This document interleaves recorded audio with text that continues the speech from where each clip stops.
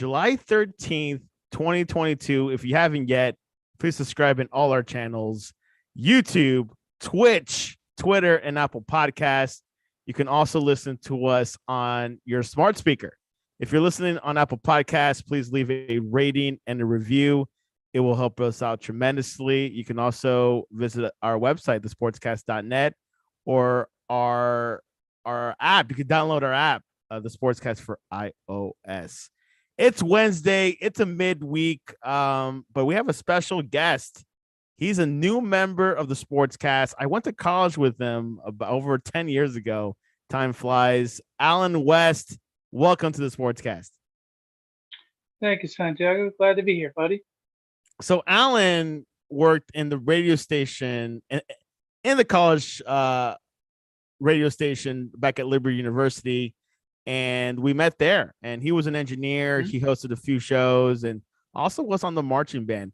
Alan, tell us a little bit about yourself and your background with sports.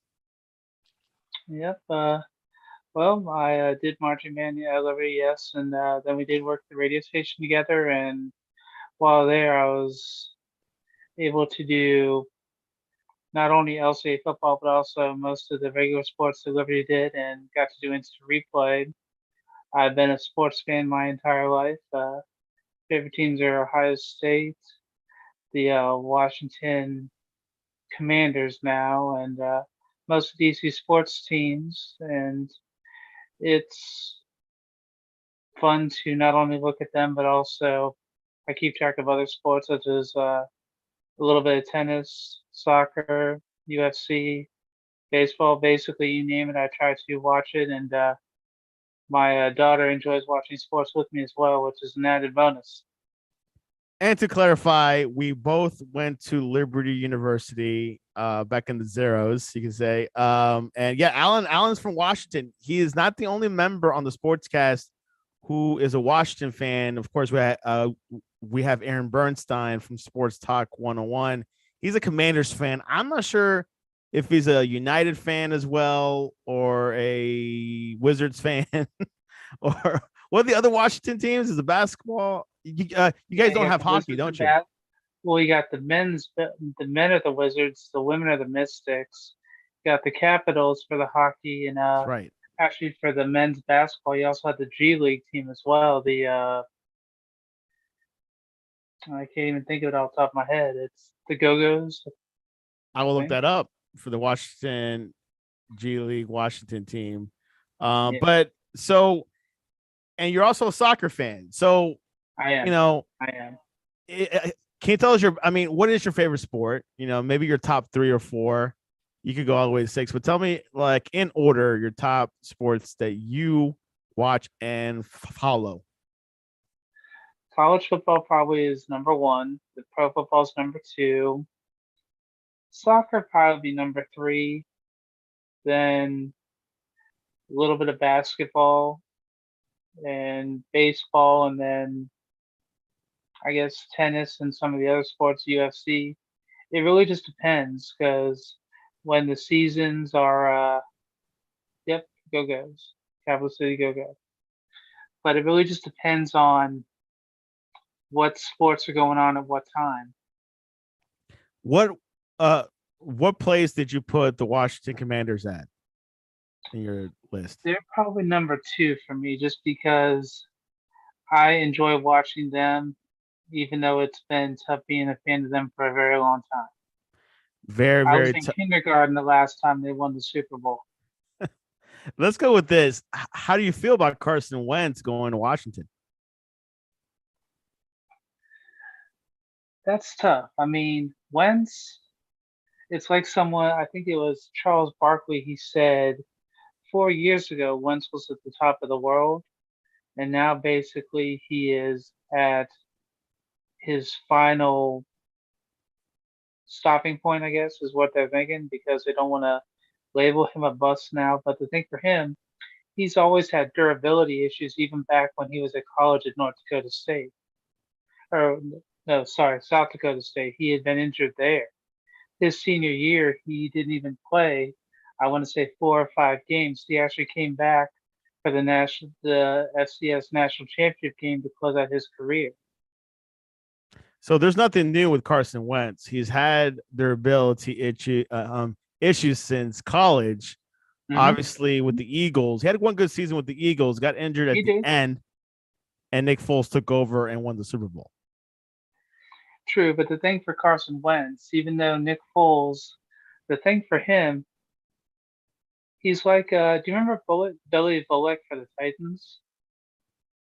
No, what year was he? Was he that 99 team that went to the Super Bowl? No, he was after that. He was their prize backup who, whenever he would get in, he would be the one who would get the win. But then what happened for him was he had gone to the Chargers afterwards. But he was like the high price backup commodity. What's his name And again? so Billy Volek, Bullock. Volek. Okay, I'm definitely gonna look him up right now and see. That's fine. I can't find him, but interesting. Yeah. Carson Wentz, when I heard the move, it's a typical Washington move, I guess. I can say, is it a Dan Snyder move? What are Mostly your it is. thoughts over Dan Snyder actually? Well, Dan Snyder is he's a special individual. I mean, a long time ago, you may not know this, but when I was doing another profession, I actually had worked doing pest control, and one of the places I got to work was Redskin Park for a while. So I got to go there and see how it was there. And so, with all the situations that happened and how they were talking about the places and how people were having to be careful just with the lawsuit and everything that happened, I got to see how it was there. So I remember how that was walking around in there. That's something. Wow. And how were the facilities? The facilities, they they were not bad, but you could tell that they would needed work. And so when they got their sponsorship with Inova, part of what it is every time they get a new sponsorship, they use that to get remodeling done for different areas of the practice areas. Not only the buildings, but also the practice fields as well. Makes a lot of sense. Where do you think the new Washington stadium should be in? Should it be in Virginia, Maryland, or in proper DC? DC proper. I would hope it would be in DC proper. I don't think that's going to happen. I know that they talked about the proposed stadium down in Dumfries area. That would be a huge mistake. Why? Just like if it was in Loudoun County, because both those places, with how traffic is, um, since you're in Miami, you know about traffic a little bit, but the traffic in Northern Virginia on an evening, you can try and leave. Like I will leave my house, and I'll have to go down to King's Dominion once or twice a month. And I've when been I there. do that, I literally have to get on 95, and I'm on there for at least an hour to an hour and a half. It should the stadium, which I'm not sure if the proposed Dumfries, is there a metro stop nearby or not really? No, Okay, nope, there are no metro stops nearby. that is not good. Closest metros, the closest metro stop is a good 20 or 30 miles at least. That's not even. Yeah, that's not even good. Back to DC proper. Why not just tear down RFK and rebuild a whole new stadium? Well, that's what I would hope that they would do. But the thing is, for FedEx Field, when it was first opened, you had about 100,000 seats there. But because of NFL attendance rules, Dan Snyder's had to take out seats there. I think they're down to like almost 60,000, right around there. I think it's, if you look up the capacity, I want to say it's like 67,000 maybe. And the reason why he's done that is so that the NFL will not black out the area games. Snyder is an interesting character. Now seeing that move. He is. He is. He's been an interesting character the entire time, and unfortunately, it hasn't been good. Unfortunately, in my opinion, just because you've been watching everything that happens. I remember when he first took over the team within 2 or 3 years, he was like, "Hey, you can come to training camp for free." And so, literally, what happened is people from other teams came to training camp and was were watching. And so then when the season started, well, that didn't help matters. That and then the year when there was no uh, salary cap, when they had signed Deion Sanders, remember how they had the $30 million in penalties for 2 years under the 15 million that they did about 4 or 5 years ago? Yeah, Snyder has been a very interesting character, and he's a businessman. there's At the end of the day. well, here's the thing: a lot of the stuff that he owns, instead of it making money at the time, it Mhm. makes money after he lets it go.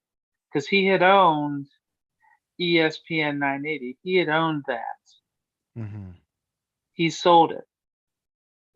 And that's how he made his He money. had different concession stands at FedEx Field. That's why, like, when you look at some of the concessions at FedEx Field, the reason why they're there is because he's a part owner.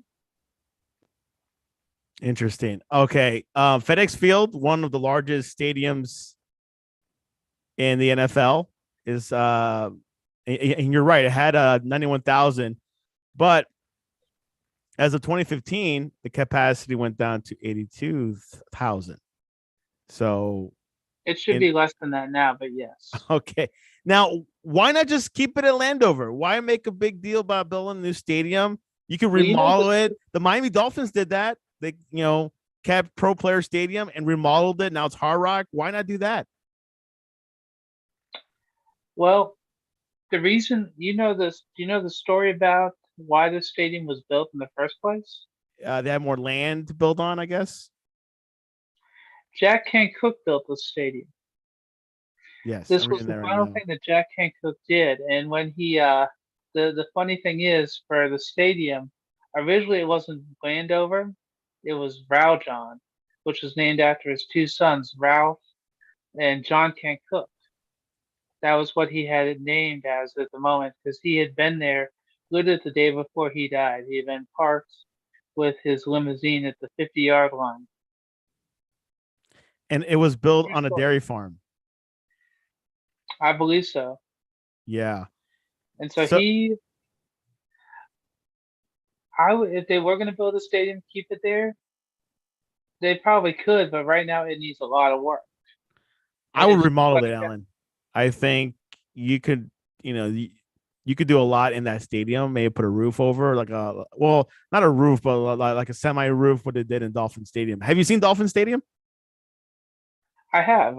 And I mean, for me, I've been to the old RFK Stadium, and that stadium was awesome. I mean, I've even been there. though having even though you couldn't have a lot of people there at times, they would sell out every game there. And I mean, that place, if they could rebuild there and keep it there, that would be where I would want it to be because they have the stadium right now. They have it literally right off of 495, which is good. So when you're driving around, you're going to the games, it's right off 495. Whereas if you try to set it up either in Loudoun County or down in Dumfries, you would have to take 495 to either 95 for Dumfries or to try to get to Loudoun County, you would have to most likely go on Route 7 and you'd have to take Route 7 for at least 20 or 30 miles, which Route 7's busy enough as it is right now. It would be a nightmare if they did that. It would be. Now, what is the issue with RFK Stadium? Is it a city vote thing they have to go through? Is it a? It's It's the just city not. mostly because when they were formerly the Redskins, the mayor Muriel Bowser said unless they change their name, there's no way we would ever think about them coming back Which they did change the into name. the city. Now that the name has changed, it's still right now they're demolishing RFK Stadium. It's supposed to be demolished, I want to say, by the end of next year. And so until that's done, I don't think that they're even going to try to put up a stadium. And the thing is, even when you put up a stadium, it takes like 4 or 5 years. It's not something that's just going to come up overnight. Yeah, it's not gonna happen in a year. And RFK Stadium sits near the Stadium Armory Station of the Hmm. Washington Metro system, which serves blue, orange, and silver lines. If anyone's interested. I visited RFK Stadium. I went once, I believe, for a U.S. soccer game. I don't know who they played. It might have been Salvador. I think it was back in 2009 or eight. I went with my friend, and yeah, we went. Very old stadium. It reminded me of the Orange Bowl 20 years ago Hmm. before Hmm. they got demolished. Old bathrooms. The concessions were old, and things like that. But what Alan is saying that RFK is a bit complex because you're going to have to deal with DC politics, DC mayor, and that ain't easy unless there's a new owner. But I don't think Snyder is going to sell anytime soon, right? NFL could try to force him, although Roger Goodell, when he was at that conference, and when he was subpoenaed by Congress to appear, he looked straight at the people of Congress and said, I can't force him to stop being an owner. The only way that he could stop being owner is if you have 2/3 majority and by the other owners, then they'd be able to have him not be an owner. Which they have 32 owners in the NFL, and that could be a slippery slope Hmm. because you could just force Stephen Ross or something with the ownership. Which I bet Snyder has good relationships with most of the owners of the NFL. I probably would believe so. Yeah, I wouldn't be too sure about that, but it really just depends. I mean, he is a. I've heard he's one of the owners that isn't liked as much, but I mean, when you're an owner, you're not going to be liked by everybody. It's just you notice that when a lot of choices happen or when a lot of bad media comes out, you see him get a lot more bad media than a lot of other owners. Correct. And technically speaking, his wife is running the team. So uh which is that's proposed. Obviously, some people don't think that's the matter of fact. I'm not sure what Alan thinks about that. I do not believe she's running the team because, well, when you saw that when they came up with the name for the Commanders, who was the person who stood up and talked first? Was it Daniel Snyder or was it Tanya Snyder? I don't recall. I don't watch Washington Dan- News. Daniel Snyder was the Daniel one Snyder was talking about it. who I thought it was Joe Theismann. But the thing was, Daniel Snyder was the one who got a lot of the screen time first. Joe Theismann gave the team name away. I want to say a few days early, yes. But the thing was, when they had the huge pep rally, I'm pretty sure Daniel Snyder was the one who was doing a lot of talking, even though the NFL said that his wife had to take over the team as part of the punishment for what happened with the scandal. But the thing is, you can tell people to do a lot of stuff.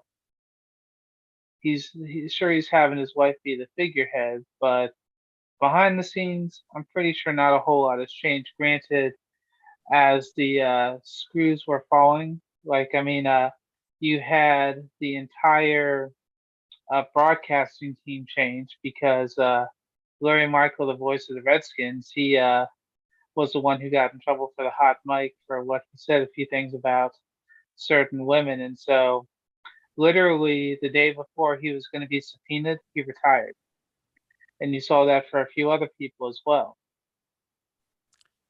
Well, there you have it. Different situation there in Washington. Kind of messy, but I hope it gets resolved soon, and hopefully Washington will start winning.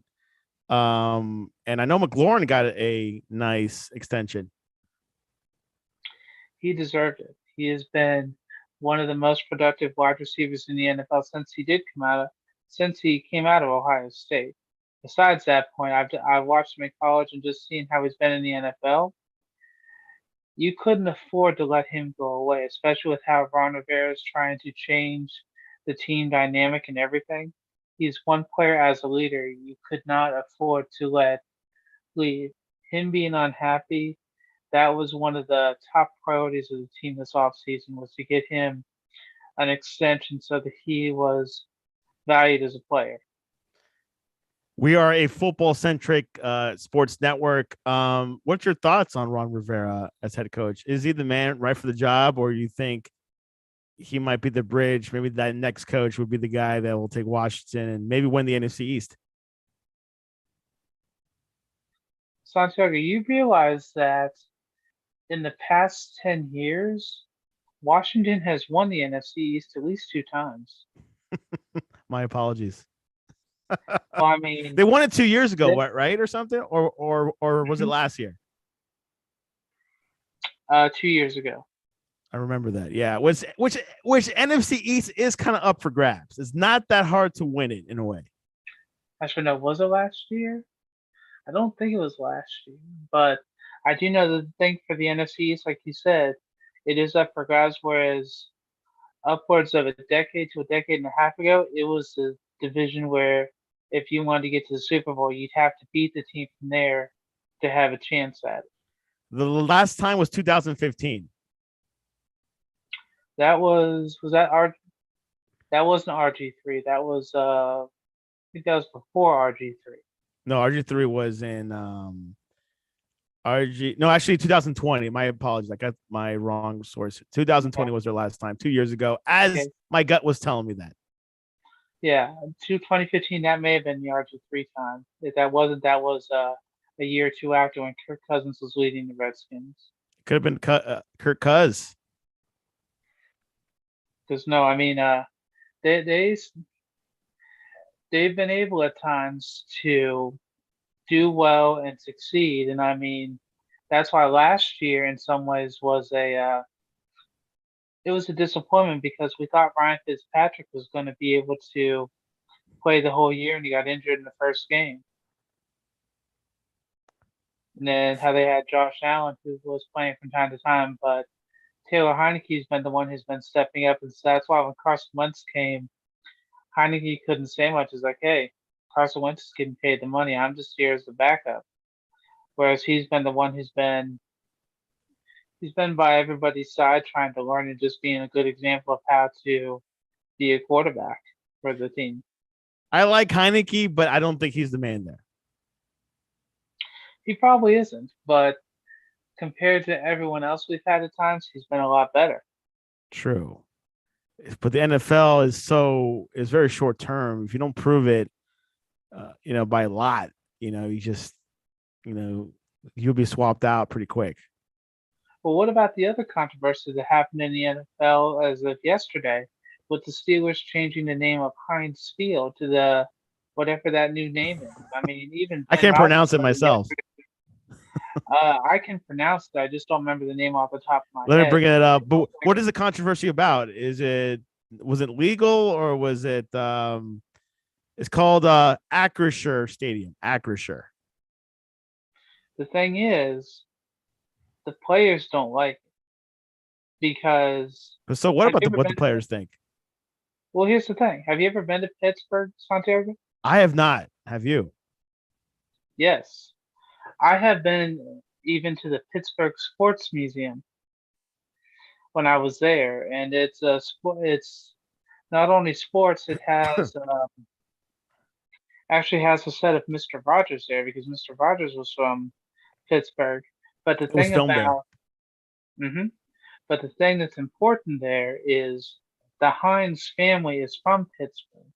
They have a lot of their factories there. That's why Heinz Field was such an important name there. And so to And, change the name, granted it's for money, but to change the name is something that for Pittsburgh being a blue collar town, correct. Heinz has been known in Pittsburgh forever. So for them to change it, that's why people are not exactly happy about it. Sure, they're going to make money advertising, but they've been making money advertising Heinz for how long? A lot longer. And here's why Heinz made the surprising decision to relinquish naming rights at the Steeler Stadium. Mhm. It says the company signed a 15-year deal, which means that from now on, oh no, that's Acrisure. About the name. So why? Steelers said while we worked diligently with the Steelers for several months. No, Heinz said this around a new naming rights deal. They found a new partner willing to pay significantly more than we could justify. So it was a money decision, Alan. Well, I figured it was. I mean, it's just like how FedEx Field, before it became FedEx Field, was known as Jack Hancock Stadium. Then FedEx Field paid for, I think, $25 million for like 25-year rights to the naming of FedEx Field. And I believe Bills was the Buffalo Bills Stadium were the last team to give up their name to Highmark Stadium. It was Yeah, called John Wilson Stadium, I believe. Ralph Wilson.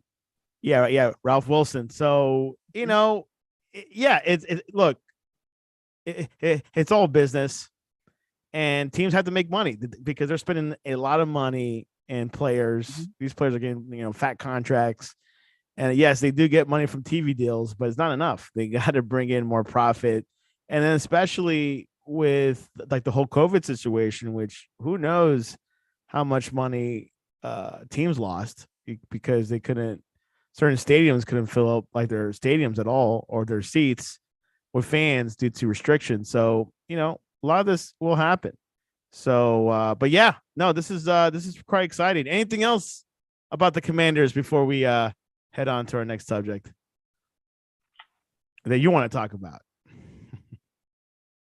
I hope that they have a good year, but I'm just waiting to see what happens just because between now and the start of the year, you're going to see different players come for training camp, but you're also going to see how the NFL shortened the time frame for cutting from, I want to say 90, like 106 down to the 56, I want to say.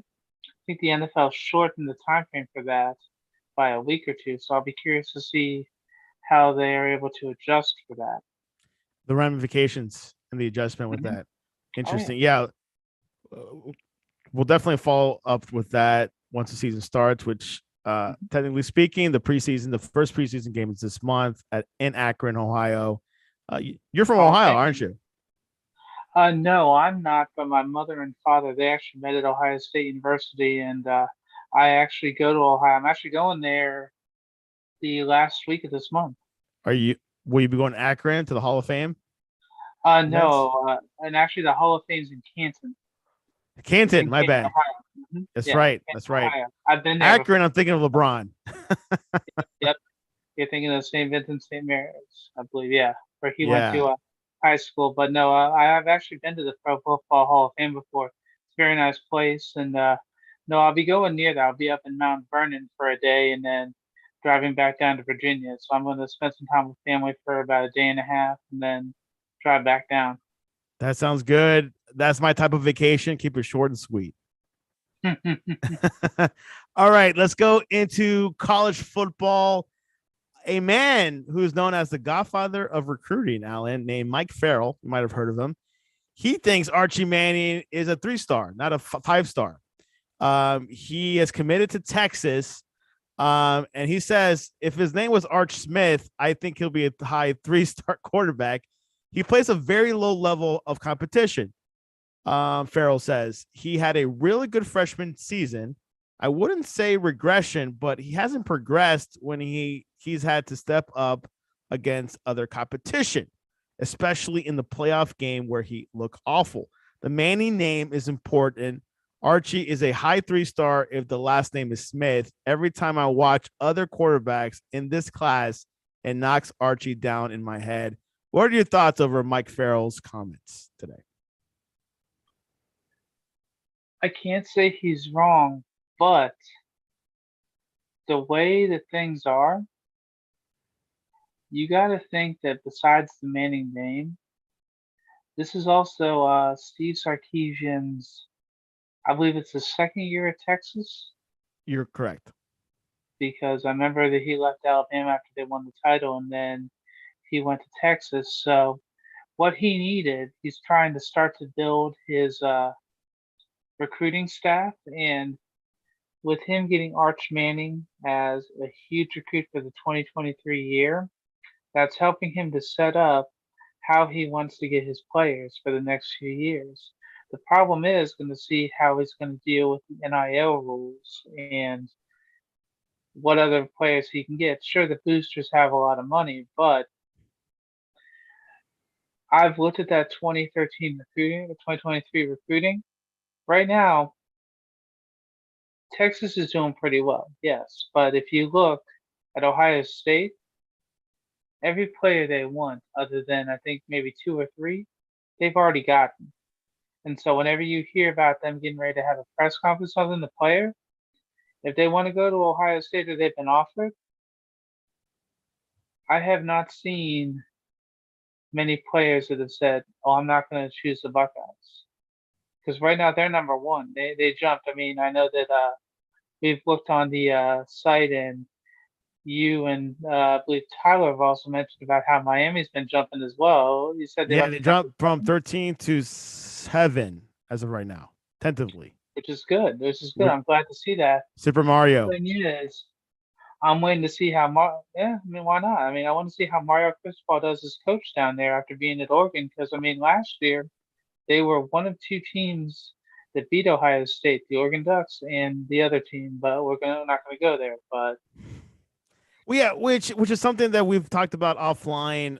Mario Cristobal, a great recruiter, master recruiter, they call him, but not a mhm. good coach. Alan, what's your take on Cristobal? Is he not a good coach, but a great recruiter? Like, or you need to see more sample size from him? The thing for him, what I've seen from him, he's a coach that I believe if you look at his career, you'll see he's at different stops for a few years. He doesn't stay at places very long.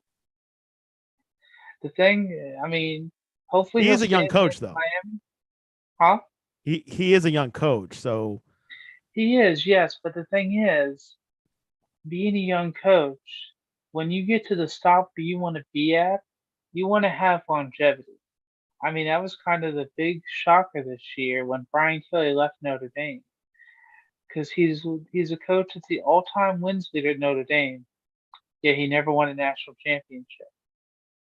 So he went to LSU because he said he wants to start over to have a better shot. I mean, he gave Marcus Freeman, former Ohio State player, the job, and I mean, I hope Freeman does well. But the thing is, with how he's doing locker room material right now for Ohio State, that's not going to bode very well for his team. I think that's my personal opinion. let's continue the string with Ohio State here. Recent news Sure. on Sunday. Ohio State got four-star defensive lineman Jason Moore. Huge addition for the 2023 recruiting class. Your thoughts so far? I mean, you said positive things. Ohio State's doing great. They got every player they need, maybe except two or three. What do you think about this pickup? I think it's good because their defense was a liability last year, and so they got new defensive coordinator Jim Knowles from Oklahoma State, and I want to see how he does because the players have all raved about how he's been setting up the system for them and how it's looking really good. And I'm hoping that they are going to not only succeed this first year, but use it as a building block to go on. And Ohio State is one of the proteges. They're up there with Alabama and the Georgias. You know, great recruiting school. They attract a lot of great players. Have a great history in college football, and they're expanding on it. They're not slowing down. Let's stick with the Big Ten, Alan. They got two Mhm. new teams: USC, UCLA from the Pacific Coast. Pac-12 teams is dwindling. All they have is Oregon right now.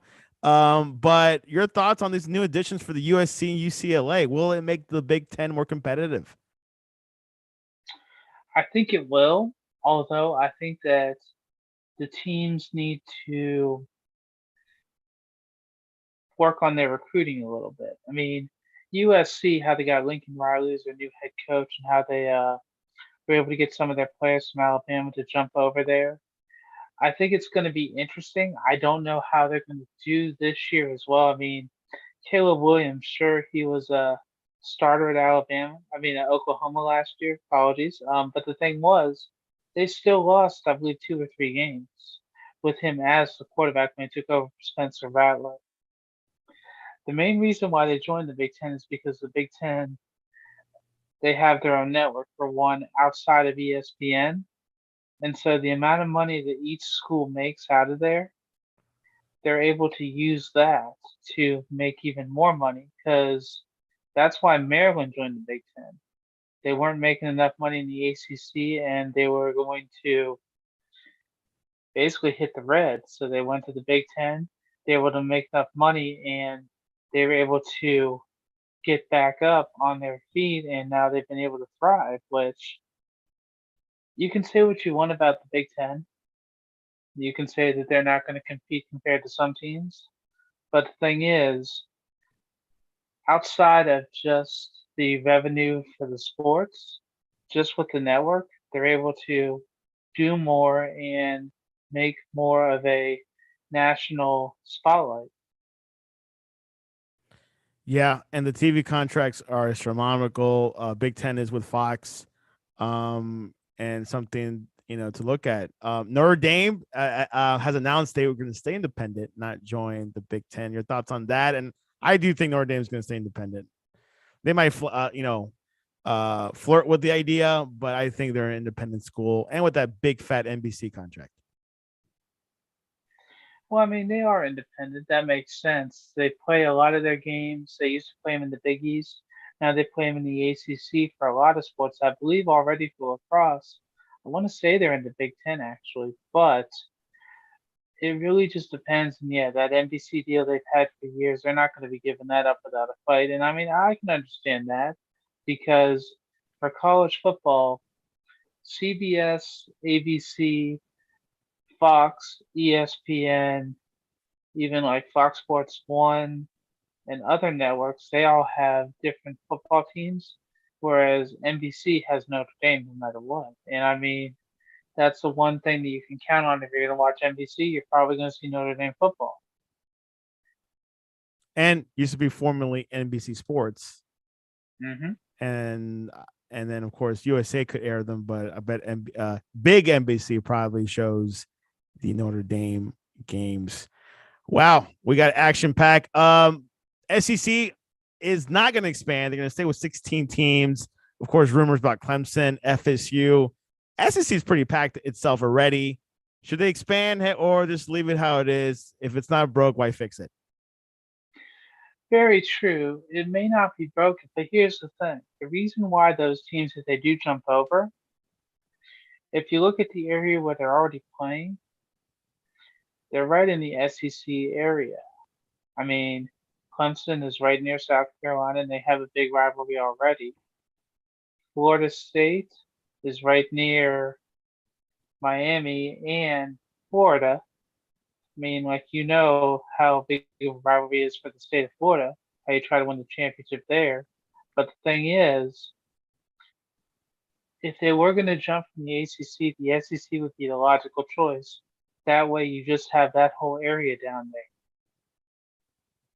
I'm just waiting to see if it happens because sooner or later, I believe that if a high profile division will go down, it probably will be the ACC because the ACC, they're going to pull other teams in. But the thing is, the amount of revenue they're making compared to the SEC and the Big Ten, it's not as much. And that's going to be something that's going to be a factor because you don't hear about big name teams joining the ACC now. You hear about them joining the SEC. You've heard about them joining even the Big 12. You've heard about them joining the Big 10. You've heard them join even the Pac 12. You've seen teams leave from the AAC, the NBC, and even when they've come from FCS up. You've seen them join a lot of divisions, but you've never really seen them join the ACC. Yeah. You think it'll come down to two big super conferences? It will be the SEC and the Big Ten. I mean, I don't want to go down that road yet, but if there were going to be two of them, it probably will be. Probably will Probably will be be. Oregon. Should they stick around the Pac-12 or try to sneak into the SEC or the Big Ten? Well, here's the thing. Right now, how it's going to be for the Pac-12, Oregon's going to be the last school left standing along with Stanford and Arizona State. And Just Washington. because, yeah, but the thing is, when you look at teams that actually have more of a brand that's more, you can see more around the U.S., you don't hear as many people talk about Washington. You hear them talk about Oregon. You hear them talk about Arizona State. You hear them talk about Stanford. Those are the three main ones you hear about in the Pac-12 a lot, since USC and UCLA are leaving. And so if you're not going to have name brand value for the entire nation, it's going to be a lot harder for you to get certain teams. I mean, not everyone's going to be like a Boise State who's willing to travel everywhere to play anyone no matter what. I mean, you're going to have teams that are going to pay for them to play because it's not going to be, oh, we're going to stay in our division or you're going to jump up a division. Alan's right. Oregon has a bigger name, and who owns, well, not owns, but the biggest donor of Oregon is Nike's Phil Mm-hmm. Knight. Mm-hmm. And obviously their supplier of uniforms can't be anyone else but them. So we'll see what happens. Oregon is not rushing it either. There's still some time. We'll see the changes in 2024. That's when the real when the sandwich gets a little bit thicker. So we'll see how it rolls and things like that. Novak Djokovic won on Sunday. You and I predicted Nadal to win. What happened there, Mr. Allen? Of course, Nadal got injured in the quarterfinals. Mm-hmm. Tyler really explained it. Doesn't think Nadal would have won, but your thoughts over Novak's win? Novak did a heck of a Wimbledon. job, and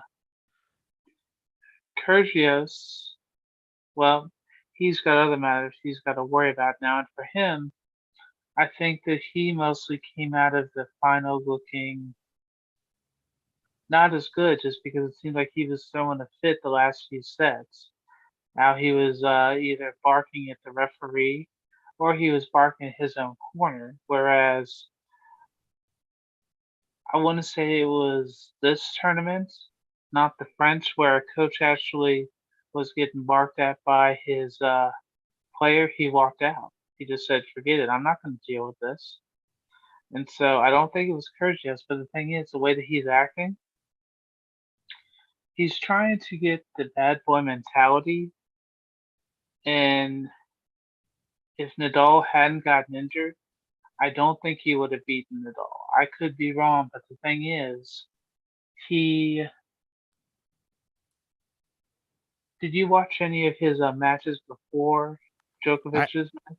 No, I did not watch any matches before the final. His matches. I did watch the Novak, but not the Gyrios, whatever his name I is. watched I watched the one where he played the last American standing when he had the shoulder injury, and even the commentators were like, "Yeah, everyone knows Kyrgios is kind of faking the injury just so he could get the time to try to stop." I'm not saying that's true. I'm not saying it's not, but he definitely made himself out to look like a villain. I mean, if he keeps doing well, that's great. Congratulations. I wish him nothing but the best. But the thing is, you can tell how some players are and how they're looked at by other players and how they're looked at not only by the media, but also just by their fans. At the end of the day, Novak Djokovic wins Wimbledon. You did? Probably will not be playing the U.S. Open, unfortunately, due Mm-hmm. to vaccine rules. But we'll see what happens in the next upcoming weeks. MLB All Star Game next Tuesday. Are you gonna watch it? And if you are you looking forward to it? Well, unfortunately, the Nationals aren't doing very good this year, so it's been a little tough to watch some of the major league. But I mean, Whom they played at RFK for a little bit. they did, they did. That was where they started their baseball rebirth because it was the first time since the Washington Senators had been there back in the '60s. And so when the Nationals did start, they did play at RFK, and I was actually at Nats Field for a game this year, which they lost. But I mean,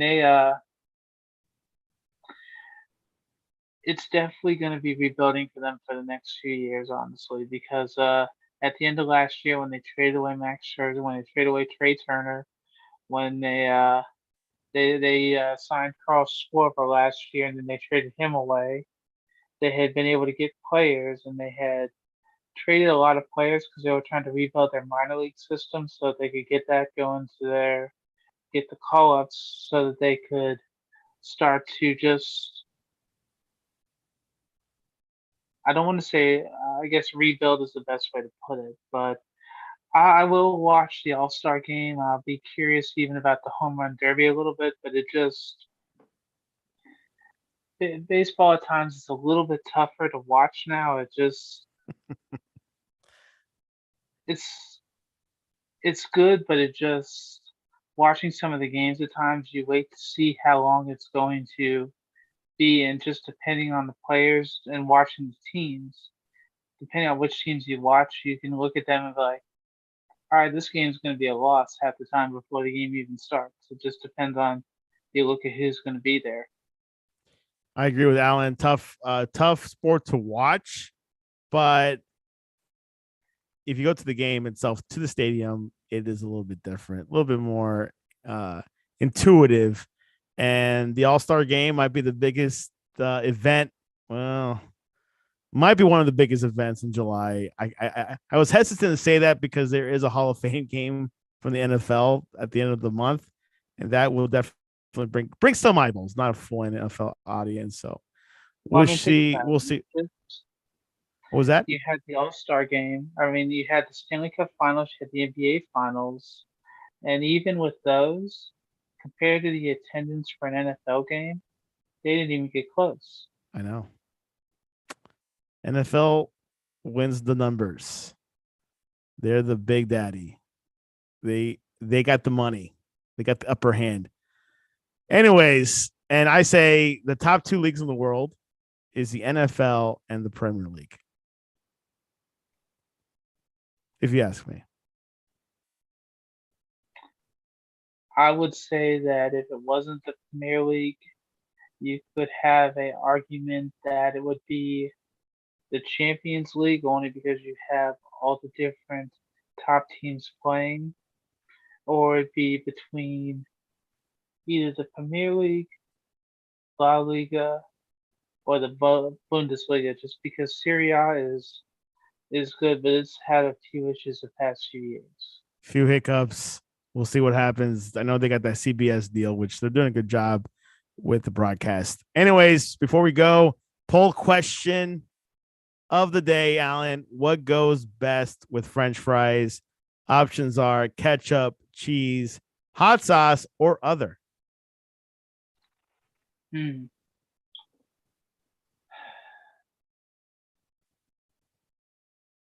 I'll go with ketchup. I'll go with ketchup. Ketchup is winning 52.9%. No reference to Heinz ketchup, the one that let go of the stadium rights. Cheese, 17%. Hot sauce, 5%. Other, 23%. So other came in second. That other could be like garlic parmesan on top of the French fries. Mm-hmm. It could be, I'm trying to think here. Yeah, that's all I could think of. I can't think of anything else. You're a DC guy. I bet your favorite fries come from Five Guys, doesn't it? I've had them from Five Guys. They are good, yes. They're originally from DC, if anyone does not know that. So yeah, their corporate offices are right off of 95 in Woodbridge. There you have it. Alan is a DC homer, Northern Virginia homer, I would say, technically speaking. Alan, what is the best way to reach you online? The best way is I do have Twitter at Alan F. West, or I have Facebook and Instagram at Alan.West.46.